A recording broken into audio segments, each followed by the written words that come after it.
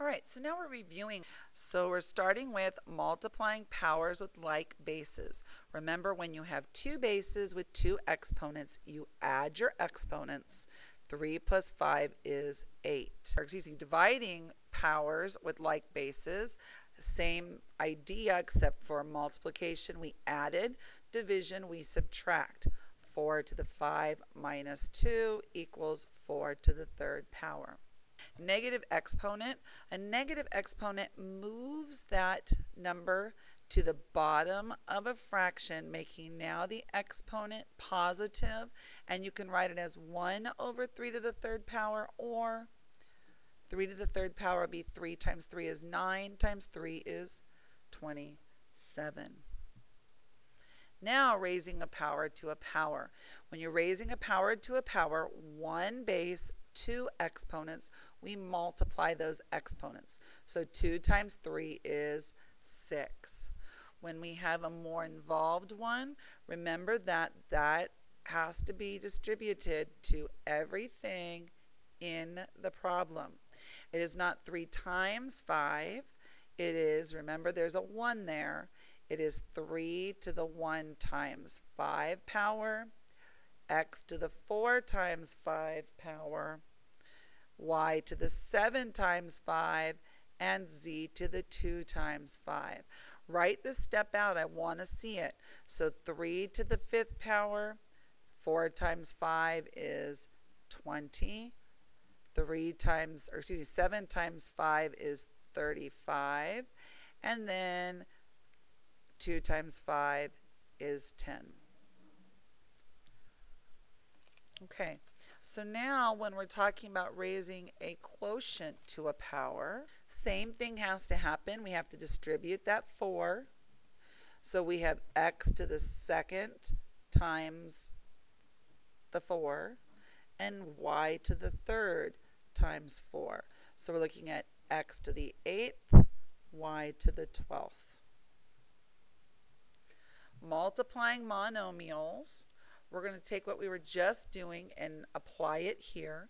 Organize it so that the like things are together. Put the numbers together. 4 times negative 2. Put the x's together. X to the 5th and x to the 6th. And then y to the 5th and y to the 4th. Now we're looking at what we started with, having two bases with two exponents. Here I get negative 8.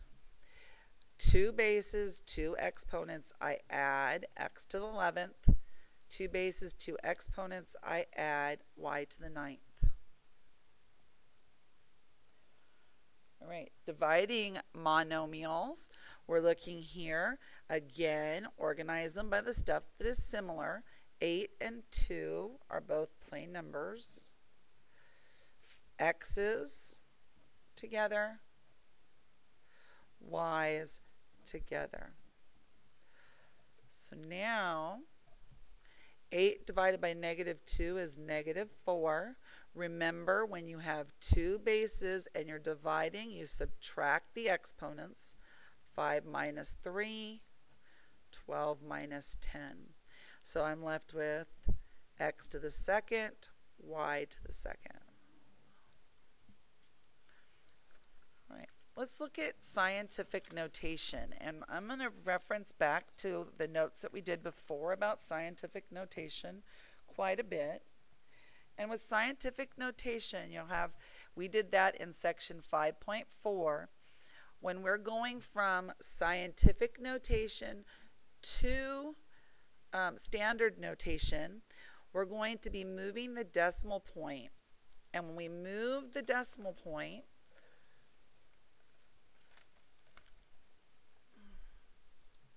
and I'm looking back at my notes from section 4, going from scientific notation to standard notation, if it's a negative exponent, I move the decimal to the left. If it's a positive exponent, I move that decimal to the right. So in this case, I have a positive exponent, and that means that I move it to the right. Now when I do this, I like to give myself a little bit more room. So I move it 1, 2, 3, 4, filling in with zeros. So I get 45800 for 45,800. If it's a negative exponent, I look back at my notes and it says move it to the left. So I'm going to move it 1, 2 to the left.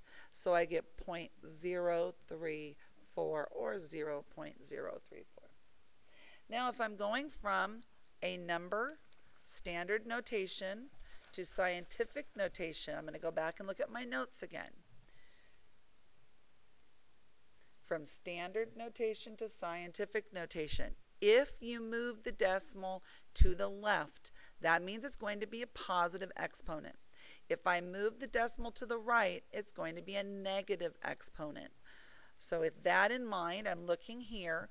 I remember that I'm supposed to have one non-zero number in front. The rest goes behind. You can drop your zeros. 10 to some power. My decimal point is here. Remember, if it doesn't show up, it's after the last number.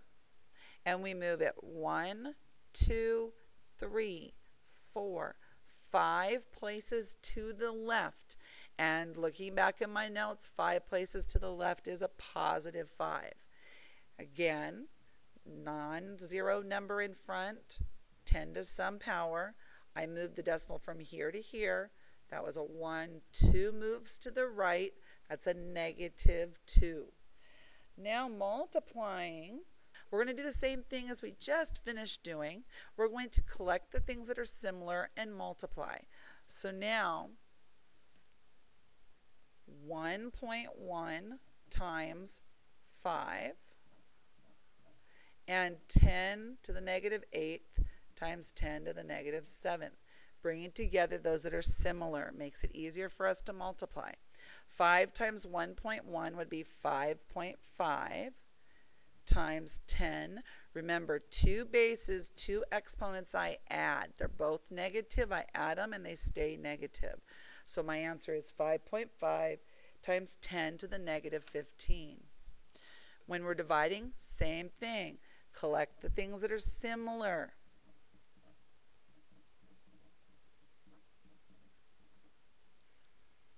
Okay. We're looking here, when I divide 4.2 times 2.1, I get 2. So when we have 2 bases, 2 exponents, you subtract. So 5 minus 2 is 3. So 7 is adding, 8 is subtracting. So remember, when you're adding, that you want to get rid of the parentheses. And there's a 1 here. There's also a 1 here. When you have a positive 1 and you distribute it, it doesn't make a change. So when this is a positive, I can just remove my parentheses. So I'm going to rewrite everything without my parentheses. Remember, you always, when you see a problem and you see parentheses, your first thought is, how do I get rid of those parentheses?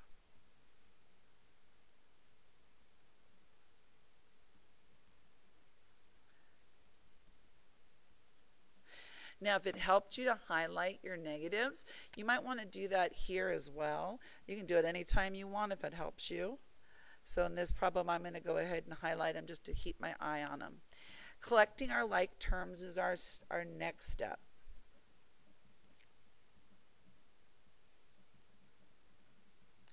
So I start left to right when I'm collecting like terms. So here's an n to the 3rd power. And here's an n to the 3rd power. So I'm going to put them together. 3n to the 3rd, cross it out. Positive 5n to the 3rd, cross it out. My next one is minus 3m to the 3rd, n to the 2nd. So I'm looking for m to the 3rd, n to the 2nd. And here's m to the 3rd, n to the 2nd. It's a positive 2. M to the 3rd, n to the 2nd. Cross them out. My next thing I come across is negative 5n. And, oops, I'm looking for any other n's. And here's an n. Minus 2n. There's a minus 3 and a minus 2. And the only thing I'm left with now is negative 3m. I'm going to go ahead and go through and highlight all my negatives just to make them pop out so I can see them as I go through. Collecting my like terms still. These two are like. So when I add 3 plus 5, I get 8. And the n to the third stays. 3 n to the thirds plus 5 n to the thirds gives me 8 n to the thirds. Doesn't change that part. Cross it out. Here I come to the n to the third, m to the third, n to the second. Negative 3, positive 2. We subtract. We get 1, m to the second, m to the third, n to the second. 3's are bigger than 2's. This 3 is negative. My answer is negative. We have two n's, negative 5 and negative 2. When they're both negative, it stays negative and you add them together. Negative 3 and negative 2 gives me negative 5, negative 3m. Let's look at subtraction. Remember, that's the one that makes the big difference. So first I'm going to go through and highlight all my negatives just so that it kind of pops out at me while I'm doing the problem. All right, there's nothing up here except for the solid 1. And when you do that with the positive 1, it doesn't change anything in the parentheses. So again, get rid of your parentheses. Here's where it changes. This is a minus in front. And remember, there's always a 1, so it might help you to write that. A negative 1 does make a difference. So we actually are going to do the distribution of the negative 1. Negative 1 times negative 4a to the third. Now when we distribute negative 1 times 11a squared b to the fourth, negative 1 times negative 2a, and negative 1 times negative 6. Again, I'm going to go through and highlight all my negatives just to make sure they pop up at me. Negative, negative with a negative, and another negative. So just go through and highlight all your negatives, keeping those negatives right out for you to see them. Still trying to get rid of all of our parentheses. We want to make sure that we have all of our parentheses gone. So there's no parentheses here. We're just going to rewrite. A negative times a negative is a positive, 4a to the third. A negative times a positive is a negative, 1 times 11a squared b to the fourth. A negative times a negative is a positive, 1 times 2a. And a negative times a negative is a positive 6. Again, I want to make sure those negatives are popping out at me. Now we got rid of our parentheses. Now we're going to collect our like terms. So I always start left to right, a squared b to the fourth. Here's an a squared b to the fourth. So negative 3a squared b to the fourth and negative 11a squared b to the fourth.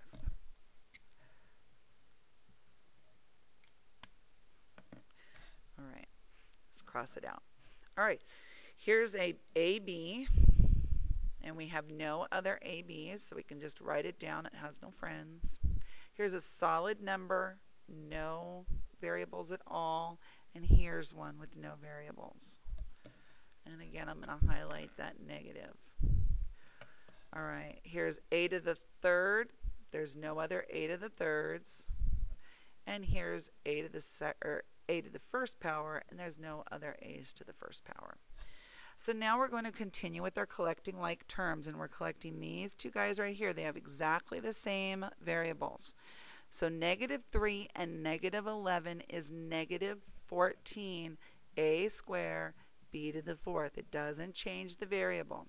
Here it had nothing to be like added to it, so 5ab. Here we had two likes. 6 minus 4 gives me a positive 2. And then our last part, they don't have partners. I could put it in descending order, starting with a to the third. Here's an a squared minus 14a squared b to the fourth. Let's go ahead and do 5ab and then 2a. and then 2, giving us our final answer.